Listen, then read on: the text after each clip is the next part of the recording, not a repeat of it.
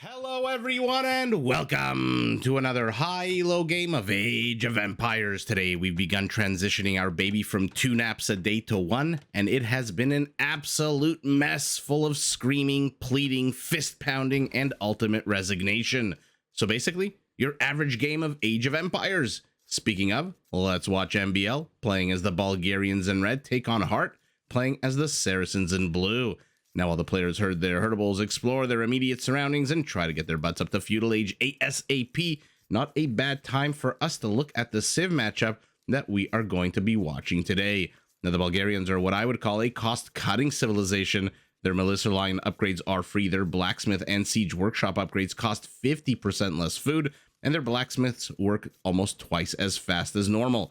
Their town centers, by the way, also cost 50% less stone, which is great, because the Bulgarians can focus their stone expenditure on their unique structure, the Krepost.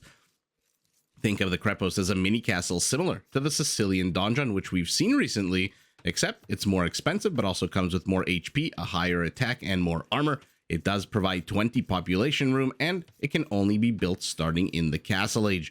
Now, once you've saved your resources, you can invest them in building a pretty tough army.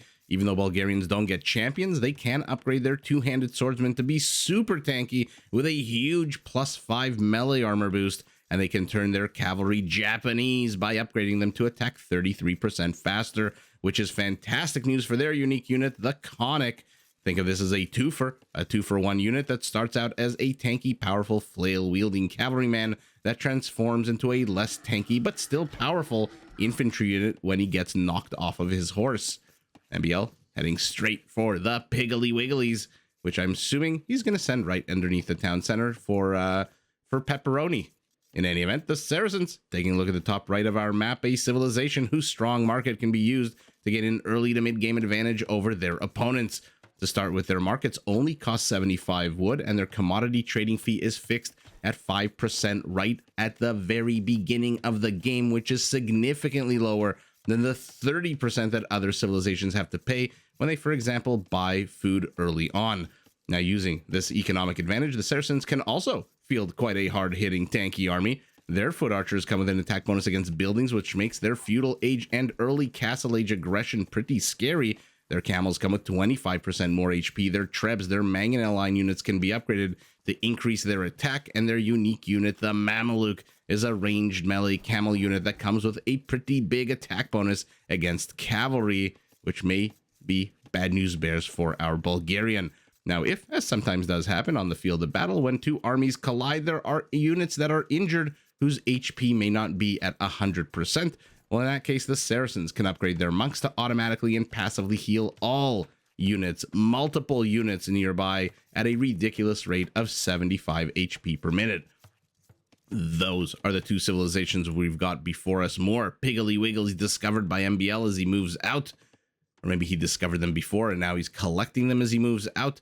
By the way, I miss these two playing against each other. These two used to be in the Aftermath, the AM clan together, I believe. And for the longest time, their games, when they played against one another, were just so much fun to watch. There's a high probability that you're going to get to see unique units when you watch any matchup between these two. Now, there's other players in this, in the high Elo sphere where they really do what's most expeditious, what's the quickest route to victory. And if it doesn't involve, showboating or showcasing the unique units, they won't really train the unique units. But with these two, if you haven't seen the older videos on my channel from the last year or so, definitely check them out. Anytime these two meet, I shouldn't say anytime, nothing is 100% in this world, except maybe death and taxes.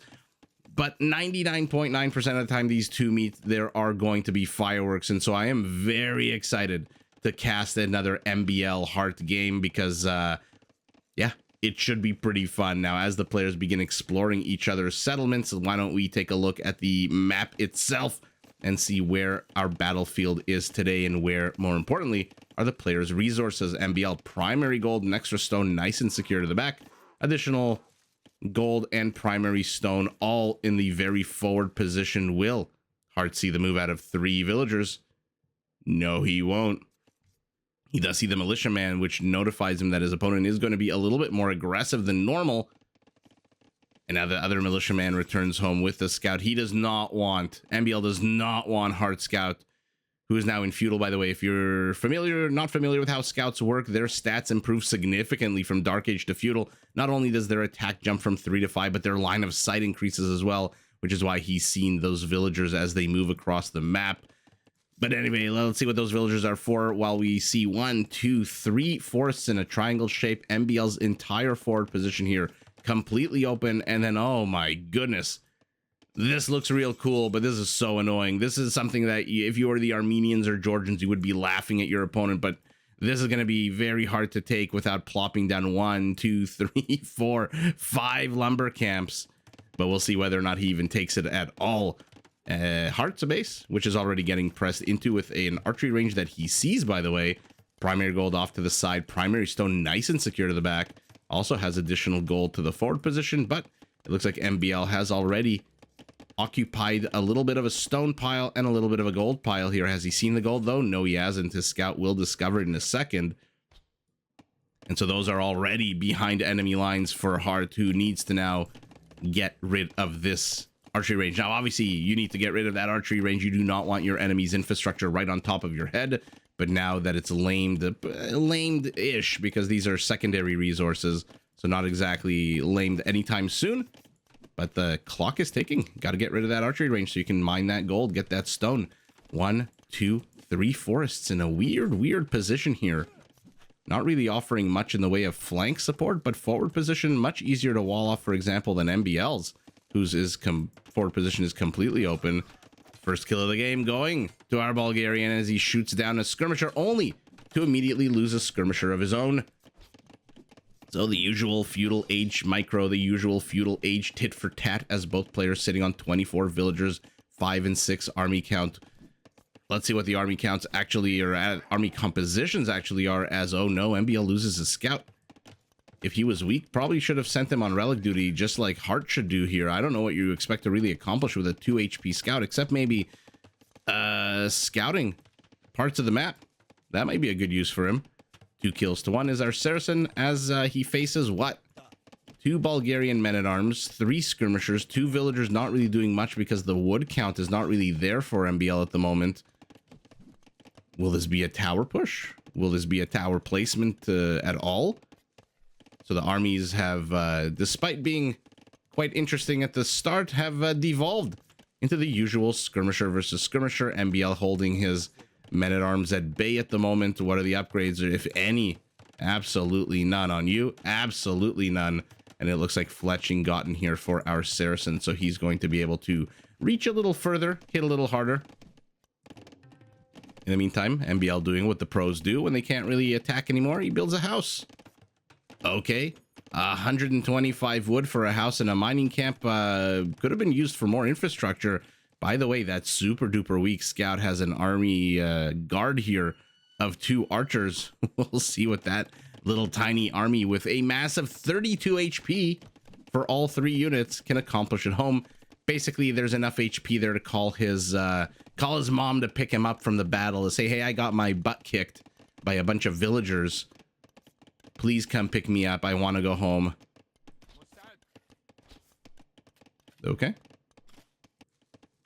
At the moment, we'll keep an eye on that army if anything develops there. But for now, 3 kills to 3 as the players keep tearing into each other. But the pressure from MbL, now it's 3 men-at-arms. No, not too sure. This is going to be game-ending pressure, and Heart is doing quite a fantastic job with the mobility, moving these guys up and down, left and right, just keeping MbL away from this wood line. How many of us would have continued to jack our wood here underneath this threat of a Bulgarian army and not have moved our villagers, for example, here? I mean, here would be just as risky, but there is a giant forest I didn't even see to the east of the Saracen settlement. And it looks like... it looks like... it looks like the villagers had enough. And now all of the archers here are dead. The scout is alone, and that 32 HP has become 2 HP. And now that scout probably should be sent on relic duty. Like I said, scouting the map, getting your points up, confusing your opponent. Is he ahead in score because he's got more stuff? Or is he ahead in score because he's seen more stuff? Out come 4 scouts. One goes immediately after the skirmishers. I love, by the way, that MbL is not giving up control of this high ground. He will literally die on this hill, and literally does die as his entire army gets wiped out in an attempt to put a tower a little bit too late. And I love this by MbL. Instead of moving both villagers home, he moves and losing them basically to the marauding bands of Saracen units. He moves one into the Saracens so that the other can live. This is literally Jack and Rose at the end of Titanic, except imagine a shark at the end of Titanic started attacking her as she, I guess, lay on that door. Well, I think James Cameron even said there was enough room on that door for both of them. So I don't think Jack really had to die in that movie, but and definitely not going to say spoiler alert for a movie that's 30 years old. Man, is it really 30 years old? Yeah, it's got to be 30 years old, right? That movie is older than the women that Leonardo DiCaprio dates. Isn't that ridiculous? Oh, Leo. Let's see this now. It is the Saracens' turn to put on some aggression here as he goes straight after that Bulgarian market. But our Bulgarian with the market, with the archery range and blacksmith, is already heading up to the next age. But not too far behind is our Saracen. He's ahead one villager. It is, in fact, almost equal TC idle time for both players. And here we go. 2 HP scout gets activated. This is my moment to shine, he says, as he joins his friends here. Let's see what he can get accomplished. Let's see if there's going to be any villager kills here. It looks like our Saracen has already gotten one.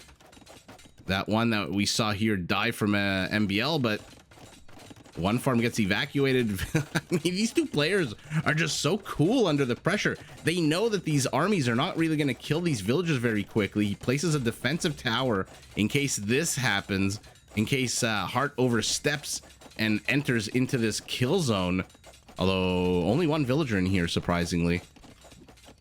And okay, Heartt is really, he's got a heart on da-dum-ching for this market that he wants to destroy. Has he seen the double stable? No, he hasn't. That's so sour. Just a few more tiles and you'll know exactly what you're facing in 16 seconds once our opponent hits the next stage. Although running a little bit low on gold is MbL. Well, it does have enough. Where are they? Where are they? There we go. 1 night, 2 night, 3 night, 4. House gets attempted, thought about, denied. And I love that these villagers are repairing completely unconcerned. And finally, after 4 minutes, 3 minutes, 5 minutes, whatever it's been that Heartt has been putting on this aggression, he manages to get a villager kill and a second villager kill. But now his entire army has to get the hell out of here. 2 knights with +1/+1 of all things. Surprisingly, it is not the 2 HP scout that dies. Where is that scout? Villagers fight back. Looks like this is the moment MbL is also choosing to attack on the other side of the map as his villagers join in on the fight. Looks like he's getting a decent amount of villager kills on the other side of the map. 3 dead villagers, but he is losing a lot holding on here as Heartt's entire army disappears. We've got Saracen camels out. They will definitely do a good job taking care of this Bulgarian cavalry, even Bulgarian archers. Camels usually not the greatest at killing much except for cavalry, but remember, Saracens do come with 25% more HP on their camels, which means instead of 100, that's 25 extra HP, which against a archer unit from the Feudal Age that attacks on what, a 4 or 5? That's a lot. Now he's chasing these guys away. No husbandry. No husbandry. I like MbL though. His escape route, or route as some would say, has discovered a second town center. So good, very fortuitous scouting by him. Perhaps not intentional. Looks like a spearman dies to archers. So when we're in the castle age, we're now clearing up feudal age units. And this is our Bulgarian who is moving out. He has +1/+1 on his units, as we saw. No further upgrades at the moment. Remember the Bulgarians? They pay 50% less food for their blacksmith upgrades, 50% less food for their siege workshop, which is probably the bigger saving. Who's getting who? Siege workshop upgrades just cost a ridiculous amount of food. And by the way, their siege is pretty damn good. They get everything except for bombard cannons. So if we're lucky enough to see some late game Bulgarian siege, for now, instead of the heavy hitting siege units, we're seeing a villager getting poked by a spearman. as those archers that we saw here killing that one spearman are now back with an honor guard of 2 camels.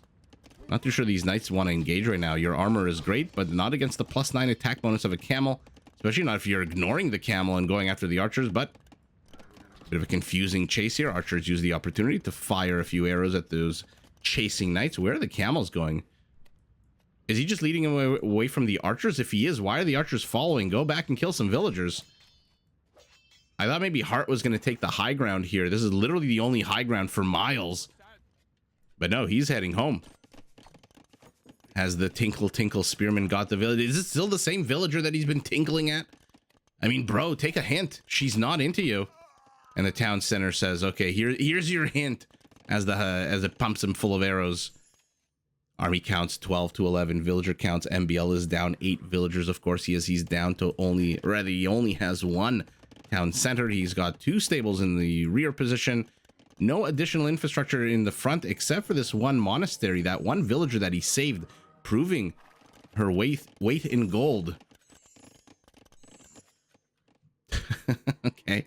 A converted camel hanging out, making sure that our Saracen does not get a castle anytime soon. So it's not exactly a hard contain, but a soft contain, and MbL is housed. Oh, I thought we moved past this. Just 1 house? You're training 11 units. Why just 1 house? Okay, there we go. A second house. But a bit of a soft contain as, oh no, MbL's going to lose 2 monks now. That's sour. Soft contain on the stone. You got this pile being depleted, and then you got this pile being guarded by a very jealous, not a Smaug guarding his gold, but a camel guarding his stone in this case. As MbL moves in yet again. These scouts have 1 kill. Is it a villager? Is it, yeah, it's a military unit. And our Saracen says, okay, you know, I'm just going to take your units. MbL says, take them. F that. I'm just going to run away. Because I am a scout in the Castle Age, which means I move really, really fast. Not much happening up here. Stone has been saved. MbL is going to keep these camels running around. Do they have husbandry? Still no. And we've got a Krepost push at the 30-minute mark of the game. These monks are going to see it immediately, and they're going to target the villagers immediately with their sniper lines. Let's see how well Heartt does here. A house being placed to block these light cavalry units from reaching the monks. Might want to move that villager, places another house here. Let's see what the monks can get done here. They are converting. They've got 1 conversion, the surviving monks here, but at the end of the day, actually, no, they actually all survive. The Krepost, though, is it going to go up? Yeah, it's going to go up. I very much overestimated Heartt's response here, and I thought he would be able to stop this, but a few pikemen, not a few, actually 5 pikemen move in and shoo away the camels. Camels, as cool as they are, as awesome as they are, as hot as they are against cavalry, cannot hold a candle against the pikeman, who comes with a pretty sizable attack bonus. Camel plus 18, so even that extra 25 HP is going to be problematic. And there is husbandry. I think our Saracen realizes, hey, I'm catching up, but I should be catching up a little bit faster. So let's see what the MbL is doing as our Saracen expands with a 3rd town center. He still has his infrastructure up here, which the camels are now attacking. You're not exactly Hindustani camels, so you don't come with any kind of bonus or quicker attack. Now this is interesting. Heartt has evacuated his lumberjacks. Looks like he's moving them south, where conics are out. The game's 2 for unit. He goes, pays tribute to the camel on the high ground, and then turns around and goes off to war. We'll see how much damage they can get done before Heartt responds. For now, he's busy attacking a monastery. Okay. I mean, this is definitely a use for 6 of your camels. Conics are dismounted. Look at the stats. 12 base attack, 45 HP, not the greatest, but 2 melee armor, which I believe they increased, what, like half a year ago? It used to be 1 melee armor. But this might be somewhat problematic for our Saracen. These camels, look how much of a hard time they're having taking down this dismounted conic. So they will absolutely shred the mounted conic, or just the conic, if you want to just use its, you know, dating profile name. But once they get dehorsed, dismounted, knocked off, That dismounted Conic might be very problematic. Let's actually look. It has 3 armor against the Camel's 6 attack. So the Camel only does 3 damage to this unit. 3 damage. No bonus whatsoever. Heart is expanding, by the way, to the right with 2 town centers. Beautiful. I love when pro players do this. They get pressed in on the left, they pivot to the right. They get pressed in on the bottom, they go to the top. It looks like MbL's gotten even more camel conversions. 2 more are added to the Bulgarian army register. Now, is this camel attacking the blacksmith? Why are you attacking the blacksmith? Questionable targets for Heartt so far. Who is getting pressed into with Krepos. Luckily for him, there's no relics. I mean, luckily but not luckily for him, there's no relics. He probably would have preferred that monastery get attacked full of relics. But it is 0-0 at the moment. Neither player are going for the relics, which is interesting. These are 2 civilizations. I mean, the Saracens more so. Actually, maybe not. Actually, these are 2 civilizations you definitely do want a lot of gold for, which is kind of asinine to say in Age of Empires. Obviously, all civilizations you want a lot of gold for. But you need a lot of gold if you want to play the Saracens, and especially the Conic is not cheap. 70 gold it costs. Let's take a look at the populations, the civilizations, as MbL continues these kind of small pinprick pointed target attacks. Sometimes against villagers, sometimes against camels, sometimes against monks. But now that the attack has been cleared up, and there is our first Saracen castle, King of the Hill. It is going to nullify this entire area, or will the pikemen even let it? Conic and pikemen come out. Oh, MbL missing a golden opportunity there with the pikemen to get into the ranks of villagers and cause trouble. Disrupt those villagers. So the castle's definitely going up, which is a good time for us to take a look and zoom out a little bit. Our Saracen lost his town center to the south, but no big deal. He's already got 4 up and running. He's got, by the way, a 25 villager lead over his opponent. And it's not like 150 to 125. No, it's 89 to 64. MbL expanding also with 2 town centers. I mean, this is the base of somebody who either has a death wish or wants to be incredibly aggressive against his opponent. 0 wall off. 2 very exposed town centers, and all of the aggression is on this side of the map. Another Krepos. He definitely wants control of that stone and this gold. He does not want to relinquish these secondary resources to his opponent, and so plops down a Krepos. We'll see how well that Krepos does.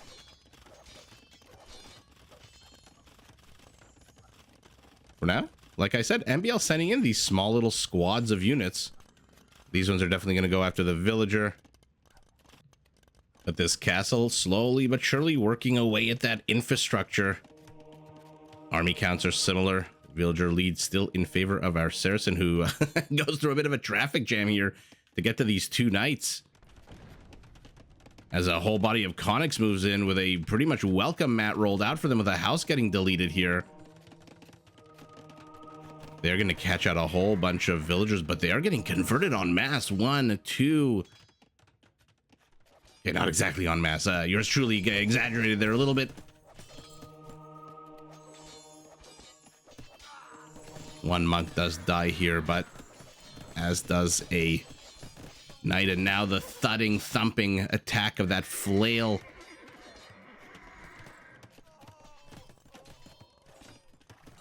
These attacks, I mean, did he expect there to be more villagers here? He saw them moving out with those 2 knights that were there before, no? Uh-oh, now our Saracen chases into a Krepos. I believe an empty Krepos still does fire 5, arrows, even when ungarrisoned, but whether or not that's going to be enough to take down these camels, let's see. What are their upgrades now? Armor upgrades.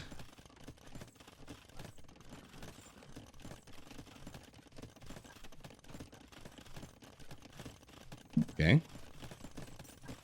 How annoying is this when you cannot even move out of your base because there's already a Krepos and now a 4th Krepos deletes the mill. That basically just gave MbL more surface room to work on this Krepos and build these palisades, okay? A questionable move out of Heart. Maybe he wanted to, I mean, obviously he wanted to surround those villagers, but MbL with the Viper-like reflexes has a wall off to the south, palisades to the north. Castle, have you destroyed anything? Yeah, you destroyed the... I was going to say armory, but that's not a unit in this game. You've destroyed these... the blacksmith. And now our Bulgarian has brought forth the Mangonel, the dreaded Mangonel. Although early Castle Age unit, not exactly the scariest against. Mamelukes are out. We've got 7 Mamelukes, another castle here to the south, more expansion eastward by our Saracens. So he is just rolling with the punches, pivoting, and MbL. If he can keep pushing, will get critical damage done, but if he doesn't get critical damage done, he is now down 27 villagers. No, never mind, 25, right as I said. He catches up again, but still down 25 villagers. Is down 25 villagers. Damn you, Saracen market, he says. Remember, these structures only cost 75 wood, so this is not exactly the big W that our Bulgarian thinks it is, as he now loses both of his siege units and really only has 23 conics. 3 pikemen somewhere. These villagers wanted to plop down another Krepos. This is what happens, by the way, when you put 0 pressure on your opponent and his, like I said, settlement looks like this. I mean, a few light cavalry units. Remember, the Saracens do get fully upgraded hussars. They have a pristine cavalry line, if I'm not mistaken, with just no heavy cavalry like cavalier and paladin. Everything else they pretty much get, including hussars. And so that base of MbLs is pretty damn open to counter raiding. Now, this is an incredible amount of pressure being put on by him. How many villagers have survived here? 7. But Heart is in Imperial, which means got the big old balls and the big old trebuchets throwing those balls. 2 are out. I'm assuming 1 in the north. Yeah, hard to see, but 1 is in the north clearing up the Krepos. Now there's a tower here as well, but 0 kills for him, not even ballistics yet, or at all for our Bulgarian, who loses the Krepos. And now all of a sudden the stats are looking very bad. There's Bamaristan, so these monks, or at least one of them, will be healing all of these units at a rate of 75 HP per minute. And by the way, that also applies if the rest of the monks are also healing. So healing on steroids is about to hit the Saracen army, and it's within a 5-tile radius in each direction. So that is why, if you're wondering why the hell is Heart engaging into a static defensive structure with camels, well, take a look at the HP on those camels. Look at it go up. Look at that ridiculous HP just going up, and that's with the monks healing actively and passively. Now, obviously that doesn't stack. If you've got 5 monks, you don't heal, what would that be, 375 HP per minute. The north has been cleared up. 1 very heroic Mameluke going after that villager. Will he get her? Will he get her before the pike get him? Absolutely not. But more and more Kreposts are falling, and now all of a sudden MbL's attack, which looked very dangerous about 5 minutes ago before those trebs came out, being stuck in Castle Age doesn't look as scary. And in a few seconds we're gonna have elite Mamelukes, and take a look at their attack bonus against those conics. Plus 12. Ouch. And here we go. Let's see how well the conics do against camels. Again, I don't know who wins in a camel versus conic. I imagine the conic wins, even though he gets dismounted and dehorsed. Oh yeah. Oh yeah. Our Saracen just has twice the army count here. He's got the monks healing. He's got literally everything going for him. He's bombarding the static defense from afar. He's got the camel to kill the mounted conic. He's got enough Saracen Mamelukes here to absolutely destroy the dismounted conics, and whatever doesn't die gets converted. This is pretty much as lethal a Saracen army as you're gonna get here, and it is just overwhelming the Bulgarian, whose army count drops to 7, and with it the hopes of finishing this game with a W. Holy moly, Heart withstanding so much pressure, not just the town center over here. Look at how much of his base has been depopulated and pushed back, but like all pro players, he just pivots to one side. You know, I watch a lot of I watch a lot of Twitch in the evenings when I'm trying to wind down. I used to read books. I used to be a man of letters. Now I'm a man of visuals. And I watch a lot of high elo, low elo, whoever seems to be on. I kind of watch whoever's most relaxing. And one thing I do notice about lower elo players, which maybe I'll start casting some low elo games. Who knows? They give up very, very quickly. They GG very, very quickly. If there's a push, they GG. Whereas the pro player, because they can gauge, I guess, the power of an army by seeing it, and they see, you know what, Krepos are scary, but Krepos are limited. Krepos don't move. They're not, what's that really, really shitty movie, Mortal Engines? They don't have wheels and tracks and whatever. They can't get up and move around. And so you're limited to this area. Which means that if you operate here, you're fine. You're safe from the Krepos. And if he puts a Krepos here, you can operate here. So as long as you've got some kind of resource, as long as you've got wood, as you've got gold, you've got some kind of stone income that you've mined out, and especially once you've got your castles up, there's no real need to GG. And Heartt showing us an absolute brilliant example of that. I mean, MbL was throwing everything he could from Castle Age at him. He was throwing pikemen at him. He was throwing conics. He threw a battering ram and a mangonel even at this town center, but ultimately Heartt just would not relent. And MbL didn't do the critical damage that he needed. On the other hand, Heartt didn't do any raiding that he needed. Oh my god. 4 Feudal Age archers remain. That one kill was that what? That one spearman that we saw here next to the stone patch about an hour ago. Absolutely incredible. So both players just going for full frontal attack, headbutting like two goats fighting over the peak of a mountain. And in this case, it is the Saracen goat who outbutts the Bulgarian. Let's take a look at the stats. Conics to camels, dismounted conics to Mamelukes, pikemen to converted conics. Hello. Let's see how many conversions Heartt managed to get here. PKPM literally a minute ago. Literally a minute ago for MbL. PKPM literally 4 minutes ago. Oh my goodness. So at the end of the game, these two are just absolutely bashing into one another, trying to destroy villagers up here. Mamelukes, I mean, look at how many villagers are dead here. It's definitely not just the pikemen. Yeah, 14 kills for the Krepos, which is about to fall here. This Krepos has fallen. This Krepos is next. And once that Krepos falls, these barracks are fair game. And even though MbL has a decent amount of food and wood, keep training those pikemen all the live long day. You know what your Saracen friend's going to do? He's just going to go around the pikemen and then head here. And once he does that, look at his base, completely open, not really much. Let's take a look at the stats. The economies, oh man, not a bit as big a difference as I thought it would be. 0 relic gold whatsoever. But the precious resources going to MbL, interesting, almost identical gold.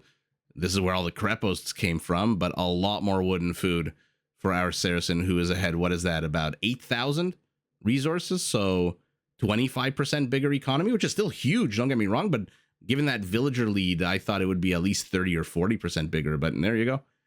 It is what it is. Conversions, 25 out of 144. That is 16, 17% conversions. Literally almost a fifth of the Bulgarian army became Saracen, which is ridiculous. On the other hand, 6 out of 138 is about 4%, which is not bad at all either for a standard game, but 25 out of 144 is just ridiculous. Raisings, they both tore into each other, both killed as many buildings as they could. And at the end of the day, kill count's only a dozen apart. It's our Saracen who kills 12 more units, loses a lot more villagers though. MbL did manage to kill, what is that, about 20? Oh my god, guys, my math is terrible. 28 more villagers than his opponent. 19 to 47, but ultimately, yeah, the damage to the north was not done. The resources were not taken, except I guess now they're being taken. And Saracen just plowed, rushed his way through into Imperial. And MbL, I wonder if instead of those pinpoint attacks that I was mentioning earlier, a couple of knights over here, a little body of conics over here, some pikemen over here, a couple of knights there, should he have just massed his army of conics and just absolutely tried to plow his way through this Saracen base and try to do critical damage? We've seen this so often when one player rushes to Imperial to defend against a castle push. Now, we usually see it on maps like Arena, for example, but the exact same philosophy here for Heartt. MbL had a decision. Should he rush up to the next stage, which he had the food for, or should he double down on Castle Age units? And he doubled down on Castle Age units, and unfortunately, they did not get the damage done that they needed. Although, to be fair, he is fighting a Castle Age camel. It's an Imperial. It happens to exist in the Imperial Age, but the upgrades are +1, +2. It's a basic camel rider. The only real Imperial Age unit here is the Elite Mameluke, whose attack and bonus jump up a little bit. But everything else here is pretty much Castle Age for our Saracen, of course, with the exception of the giant double ball throwing, building destroying, world-ending machine that we call the Trebuchet. And it is with that Trebuchet that he guns down the infrastructure that MbL pushed very deep into his base. And it is our Saracen Heartt who manages to hold on for a good amount. I mean, this was about 30 minutes of aggression, I would say, out of our Bulgarian.